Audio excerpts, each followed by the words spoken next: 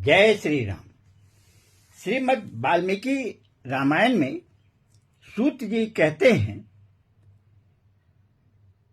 तस्माद्रीतुषु सर्वेषु हितकृद्ध रिपूजकः इप्सितं मनसा यद्यत् तदाप्नोति न संशयः। रामायण सभी ऋतुओं में हितकारक है। इसके द्वारा भगवान की पूजा करने वाला पुरुष मन से जो जो चाहता है उसे निसंदेह प्राप्त कर लेता है। कल हमने पढ़ा था कि रामायण का 9 दिन का पाठ हमें चैत मास में शुक्ल पक्ष में सुनना चाहिए, और साथ में आज ये भी पढ़ने को मिला कि अगर उस समय हमें अवसर नहीं मिलता है तो हम किसी भी ऋतु में श्री रामायण का पाठ 9 दिन का करें, उसमें भी हमें वैसे ही फल मिलेगा, लेकिन पूरा हमारा श्रद्धा उसमें होना चाहिए और पूरे विश्वास के साथ हम उसे करें। खैर, जो भी हो, अभी अब हम आगे श्रीमद् रामचरितमानस का पाठ करते हैं और देखते हैं कि आगे हमारा क्या होता है।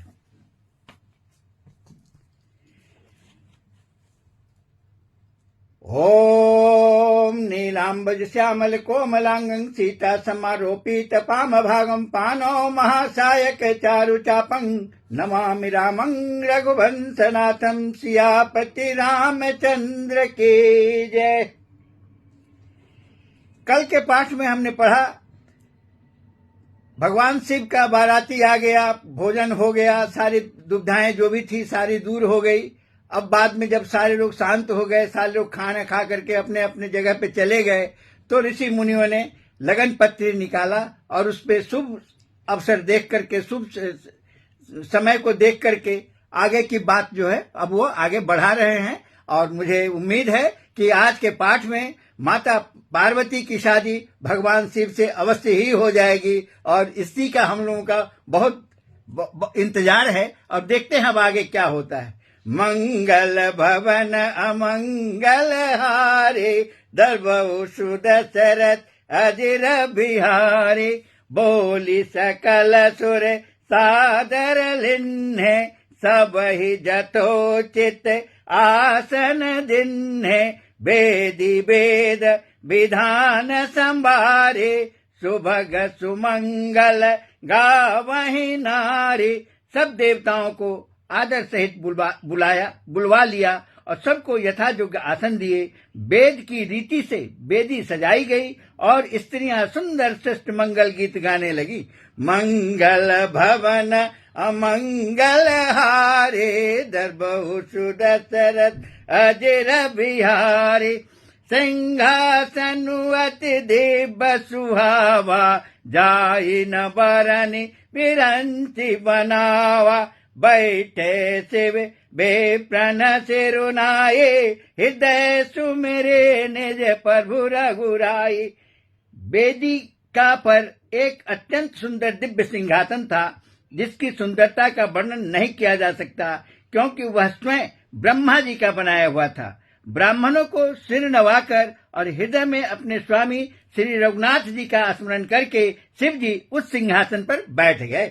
मंगल भवन अमंगल हारे दर्बहु सुदशरथ अजिर बिहारी। प्रभु से बैठ गए हैं अपने विवाह मंडप पे। अब देख, आसन पे बैठे हैं। अब देखिए अब आगे क्या होता है। मंगल भवन अमंगल हारे दर्बहु सुदशरथ अजिर बिहारी बहुरी मुनि सन उमा बोलाई करी सिंगारु सखी लई आई देखत रूप सकल सुर मोहे बरनई छबियस जग कवि को है। फिर मुनीश्वरों ने पार्वती जी को बुलाया। सखियां श्रृंगार करके उन्हें ले आई। पार्वती जी के रूप को देखते ही सब देवता मोहित हो गए। संसार में ऐसा कवि कौन है जो उस सुंदरता का वर्णन कर सके। मंगल भवन अमंगल हारे दर्बहु सुदशरथ अजिर बिहारी कोटि बदन नहीं बनई वर्णत जग जननी शोभा महा सकुच ही कहत श्रुति शेष शारद मंदमति तुलसी का छवि खानी मातु भवानी गमन मध्य मंडप शिव जहां अवलोक सकहे न सकुच पति पद कमल मनु मधु करू तहाँ सियापति रामचंद्र की जय। जगजननी पार्वती की महान शोभा का वर्णन करोड़ों मुखों से भी करते नहीं बनता। वेद, शेष जी और सरस्वती जी तक उसे कहते हुए सकुचा जाते हैं, तब मंद बुद्धि तुलसी किस गिनती में है। सुंदरता और शोभा की खान माता भवानी मंडप के बीच में जहाँ शिव जी थे वहीं गई। वे संकोच के मारे पति शिव जी के चरण कमलों को देख नहीं सकती, परंतु उनका मन रूपी भौरा तो वहीं रसपान कर रहा था। मंगल भवन अमंगल हारे दरबहु सुदशरथ अजिर बिहारी मुनि अनुशासन गणपति पूजऊ शंभु भवानी को सुनि संशय करे जनी सुर अनादि जिये जान सियापति रामचंद्र की जय। मुनियों की आज्ञा से शिव जी और पार्वती जी ने गणेश जी की पूजन किया। मन में देवताओं को अनादि समझकर कोई इस बात का सुनकर शंका न करे कि गणेश जी तो शिव पार्वती की संतान है। अभी विवाह से पूर्व ही वे कहाँ से आ गए। मंगल भवन अमंगल हारे दरबहु सुदशरथ अजिर बिहारी जसि विवाह कई विधि श्रुति गाई महामुनिन सो सब करवाई गही गिरीश कुश कन्या पानी भवहि समर्पी जानी भवानी। वेदों में विवाह की जैसी रीति कही गई है, महामुनियों ने वह सभी रीति करवाई। पर्वतराज हिमाचल ने हाथ में कुश लेकर तथा कन्या का हाथ पकड़कर उन्हें भवानी शिव पत्नी जानकर शिव जी को समर्पण किया। मंगल भवन अमंगल हारे दरबहु सुदशरथ अजिर बिहारी। कन्यादान हो चुका है, अब आगे देखिए क्या होता है। मंगल भवन अमंगल हारे दरबहु सुदशरथ अजिर बिहारी पानी ग्रहण जब किन्न महेशा ही हर के तब सकल सुरेशा वेद मंत्र मुनि बर उच्चरहि जय जय जय शंकर सुर करहि। जब महेश्वर शिव जी ने पार्वती का पानी ग्रहण किया तब इंद्र आदि सब देवता हृदय में बड़े ही हर्षित हुए।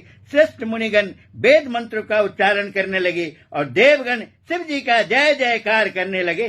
मंगल भवन अमंगल हारे दरबहु सुदशरथ अजिर बिहारी बाजहि बाजन विविध विधाना सुमन वृष्टि नभ भय विधि नाना हर गिरिजा कर भयउ विबाहु सकल भुवन भरि रहा उछाहु।